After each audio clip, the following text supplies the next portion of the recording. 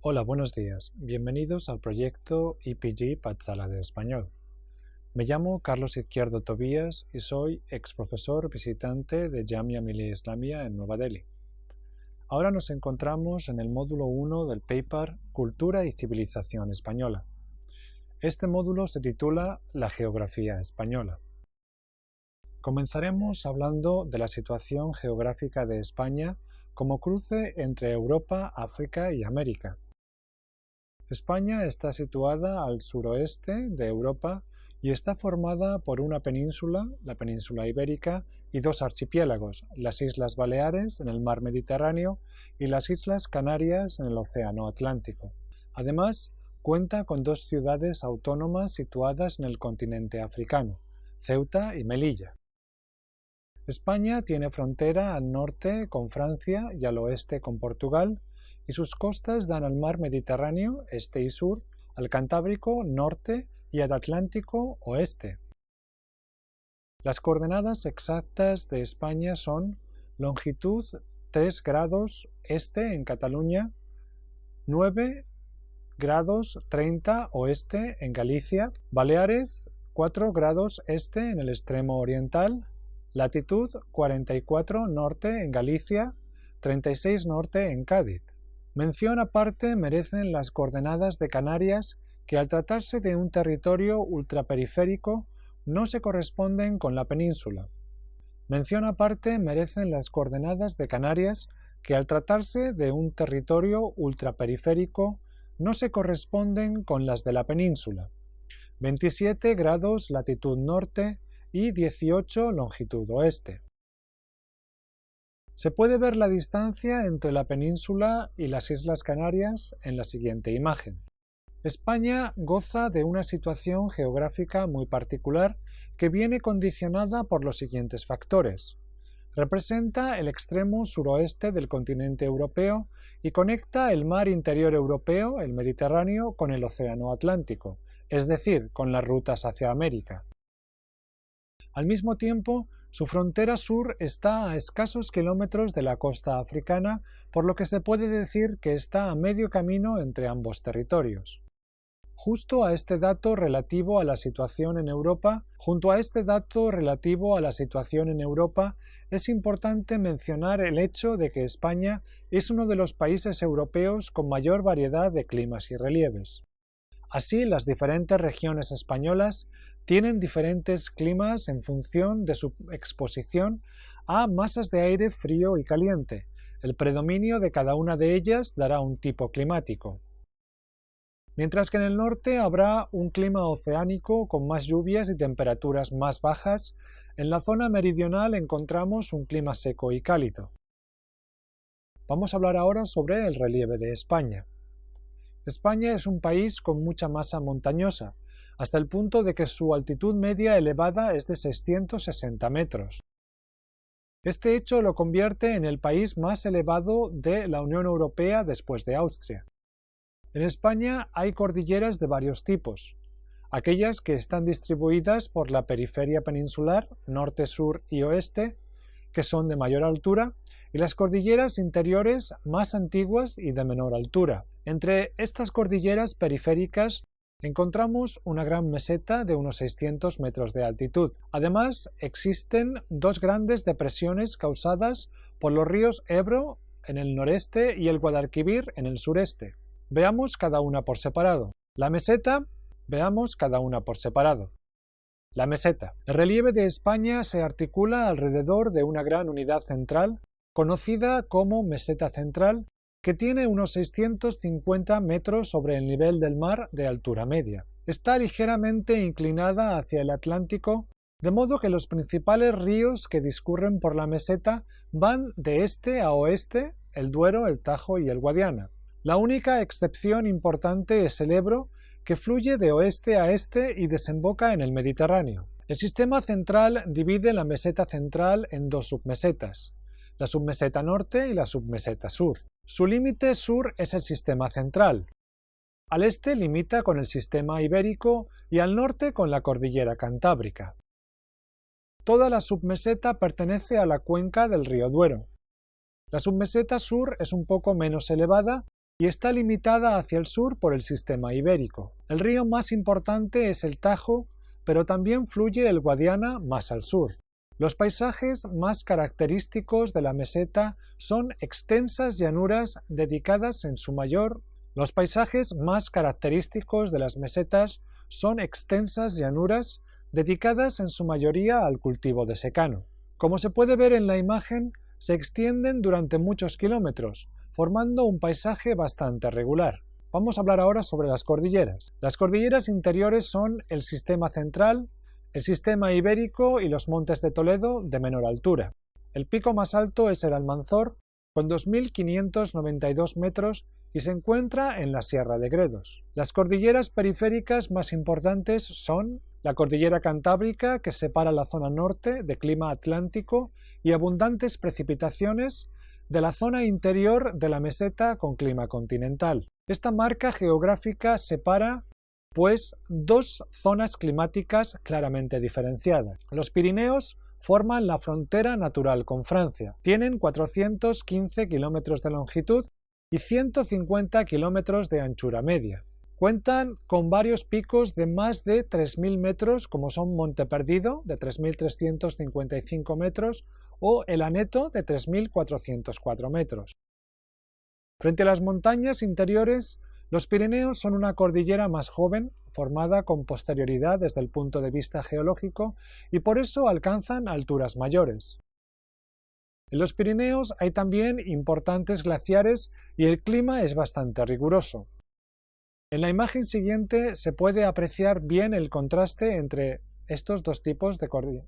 En los Pirineos hay también importantes glaciares y el clima es bastante ruidoso. En los Pirineos hay también importantes glaciares y el clima es bastante riguroso. En la siguiente imagen se puede apreciar bien el contraste entre estos dos tipos de cordillera española. Sierra Nevada al sur forma parte de un conjunto montañoso más amplio llamado Sistema Penibético y abarca esencialmente la provincia de Granada y sus alrededores. En 1999 su entorno fue declarado Parque Nacional, debido a su interés paisajístico y botánico. Cuenta con el pico más alto de la península, el Mulhacén, de 3.478 metros. Gran parte del entorno, sobre todo por encima de los 2.400 metros, ha sido modelado por la antigua presencia de glaciares, dando lugar a innumerables lagunas de alta montaña, especialmente en la vertiente sur del macizo, y valles en forma de U. La cara norte del macizo es el lugar de nacimiento de multitud de ríos situados casi todos en la cuenca del Guadalquivir. Cabe resaltar la presencia de casi 50 lagunas de alta montaña en la Sierra Nevada, muchas de las cuales, además, cabe destacar la presencia de casi 50 lagunas de alta montaña en Sierra Nevada, muchas de las cuales dan lugar al nacimiento de ríos y arroyos. Vamos a hablar sobre las depresiones del río Ebro y el río Guadalquivir. La depresión del Ebro está situada en el noreste de la península ibérica y se extiende por más de 900 kilómetros, desde el nacimiento del río hasta su desembocadura en un impresionante delta. Esta depresión tiene una altitud media de 200 metros sobre el nivel del mar, lo que destaca con las grandes elevaciones que esta depresión tiene una altitud media de 200 metros sobre el nivel del mar, lo que destaca con las grandes elevaciones que la rodean. En la desembocadura del río encontramos el Parque Natural del Delta del Ebro, un paraje natural que cuenta con depósitos marinos y continentales de gran grosor en los rebordes montañosos, conglomerados, y de menor espesor en el centro de la depresión, areniscas, margas, yesos, sales y calizas. Es una zona de gran valor ecológico y también comercial. La depresión del Guadalquivir, también llamada depresión bética,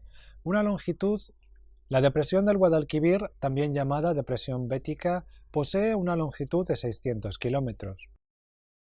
Se extiende de este a oeste en gran parte de Andalucía y acaba en el Océano Atlántico frente al Parque Nacional de Doñana, unas marismas de alto valor ecológico. La depresión tiene una altitud media de 100 metros sobre el nivel del mar siendo así la más baja de la península. El predominio de los materiales arcillosos ha dado lugar a campiñas suavemente onduladas muy fértiles. Vamos a hablar ahora sobre los ríos españoles. Los ríos españoles se pueden clasificar según la dirección en la que fluyen. Como hemos visto, los más importantes fluyen en dirección oeste, siguiendo la inclinación natural de la meseta, a excepción del Ebro. En la siguiente imagen se puede ver esta distribución que pasaremos a comentar. En la zona norte encontramos ríos más pequeños que fluyen en dirección subnorte desde la cordillera Cantábrica. Son ríos que, a pesar de no tener gran longitud, sí tienen un importante caudal, es decir, llevan abundante agua durante todo el año. Esto es debido al clima húmedo que caracteriza a la zona norte de España, Galicia, Asturias, Cantabria, País Vasco y Navarra. El siguiente río, siguiendo de norte a sur, es el Duero. Como hemos apuntado, su cuenca ocupa toda la submeseta norte y a él van a desembocar todos los ríos que fluyen en dirección sur desde la cordillera Cantábrica y los que fluyen hacia el norte desde el sistema central. Así, su cuenca hidrográfica es la mayor de toda España, con casi 100.000 kilómetros cuadrados.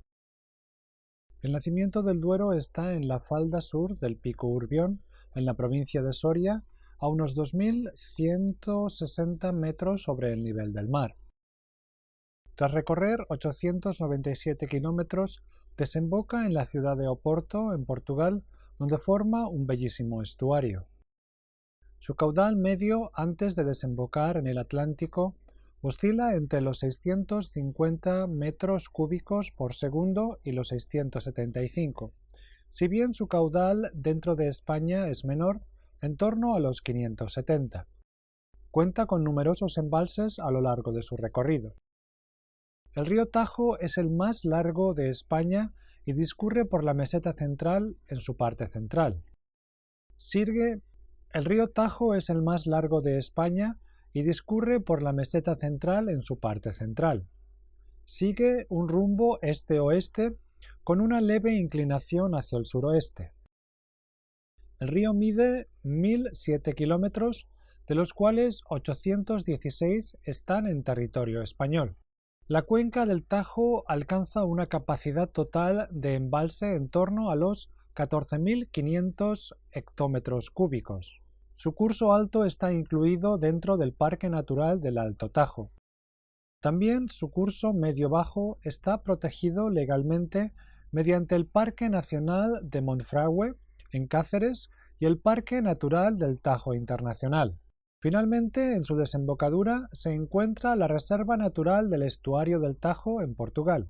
Sus afluentes más importantes son el Jarama, el Guadarrama, el Tietar y el Cécera, y todos provienen de la parte septentrional, con lo que consecuentemente vierten en el Tajo por la derecha. El río forma cerca de una veintena de embalses o pantanos a lo largo de su curso, a los que se unen los de sus afluentes, que empezaron a construirse en su mayor parte a partir de los años 50 durante la dictadura franquista. Su cuenca posee una capacidad total de embalse en torno a los 14.500 hectómetros cúbicos, de los cuales 12.000 corresponden a España, el 83%, y 2.500 a Portugal, el 17% restante.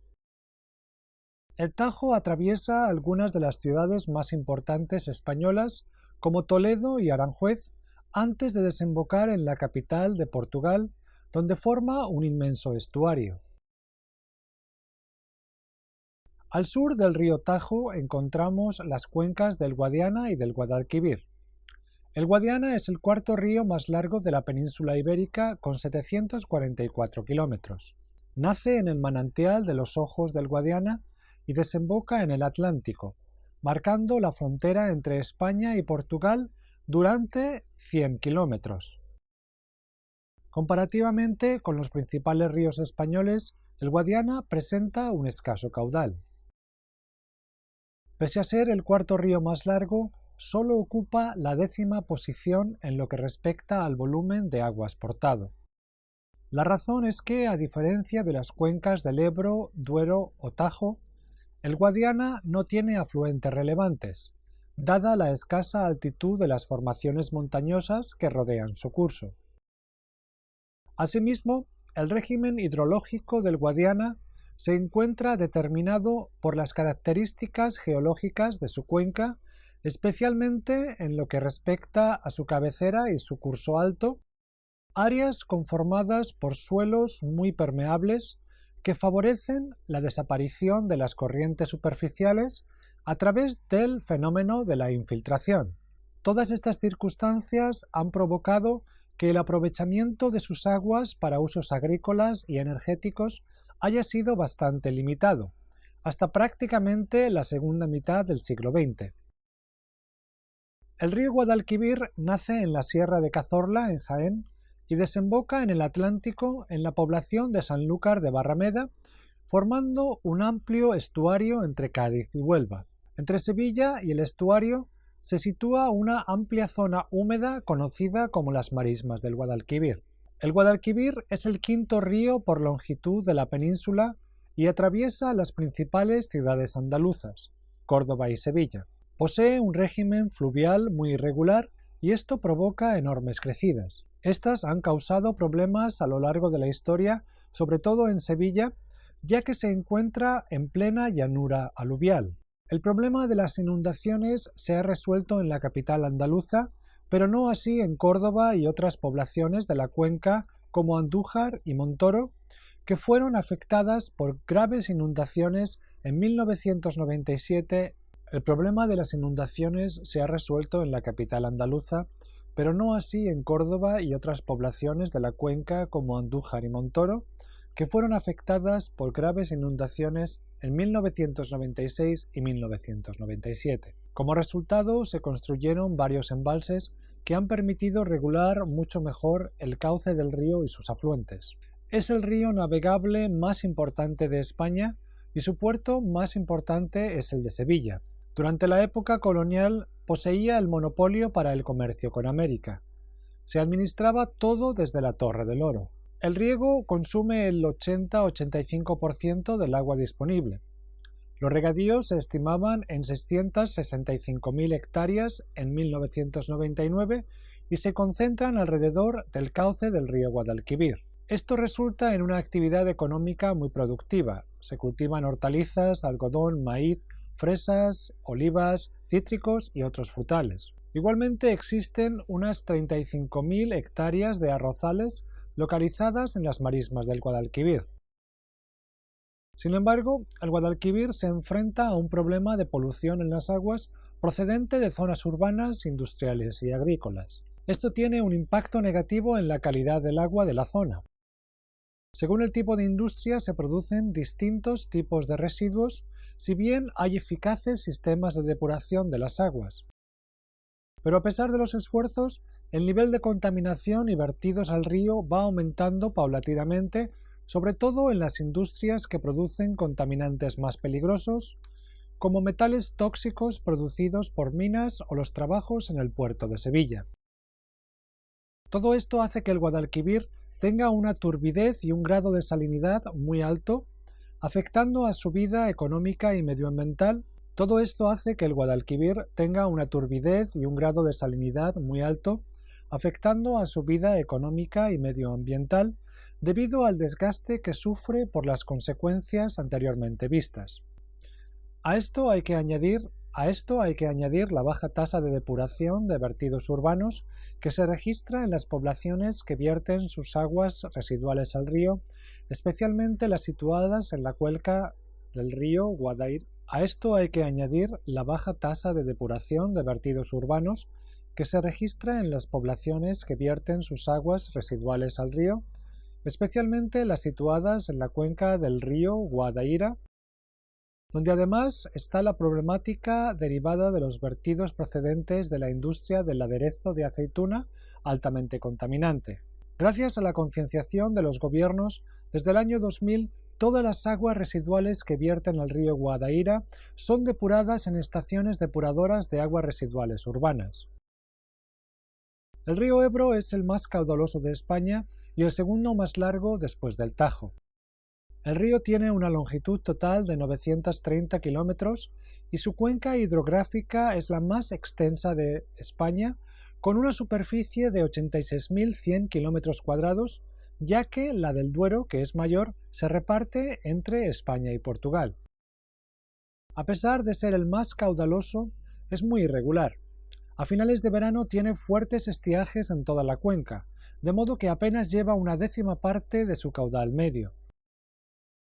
Como ejemplo extremo podemos comparar los siguientes registros. Ha llegado a tener un caudal de 32 metros cúbicos por segundo en periodo de sequía, y se llegó a los 23.484 en una gran crecida en 1907, cuando el río alcanzó los 9,95 metros de altura. Para remediar estas diferencias, el Ebro hoy en día cuenta con importantes embalses. El Ebro sufre sus crecidas más frecuentes en la estación fría, de octubre a marzo, aunque a veces se prolongan en el tramo final hasta mayo. Las de estación fría suelen estar ligadas al régimen pluvial oceánico, mientras que las ocurridas en primavera son fruto de la fusión de la nieve en los Pirineos.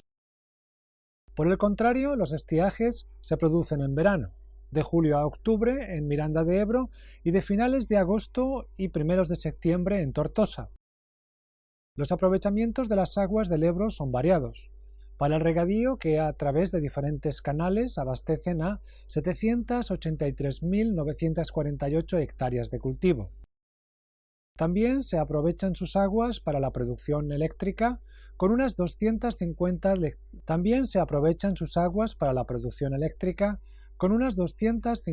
centrales con una potencia instalada de 3.771 megavatios. El Ebro atraviesa varias ciudades hasta desembocar en el delta. La más importante es sin duda Zaragoza. Finalmente hay que mencionar las cuencas de los ríos Júcar, Segura y las de los ríos de menor tamaño dentro de Cataluña. Son ríos con un régimen de lluvias muy irregular y sus aguas se destinan especialmente al regadío.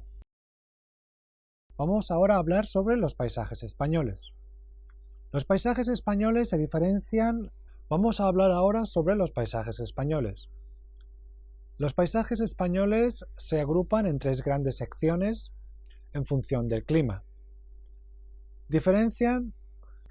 Vamos a hablar ahora sobre los paisajes españoles. Los paisajes españoles se diferencian en tres grandes secciones. Vamos a hablar ahora sobre los paisajes españoles. Los paisajes españoles se agrupan en tres grandes secciones en función del clima. En la zona norte, un clima húmedo con abundantes precipitaciones, escasas variaciones térmicas y vegetación de hoja caduca, robles, hayas, castaños y olmos. También destacan especies introducidas para la repoblación y explotación, como el pino y el eucalipto. Sus ríos tienen abundante agua todo el año y hay muchos prados destinados a la ganadería. En la meseta central, un clima continental con extremos térmicos y un régimen pluvial bastante irregular. En la zona oriental, un clima bastante seco con vegetación adaptada a la sequía y bosques de hoja perenne. La encina es el árbol más extendido, además de un rico sotobosque, árboles pequeños y arbustos. Y terminamos aquí el módulo 1 que trata sobre la geografía española. Muchas gracias.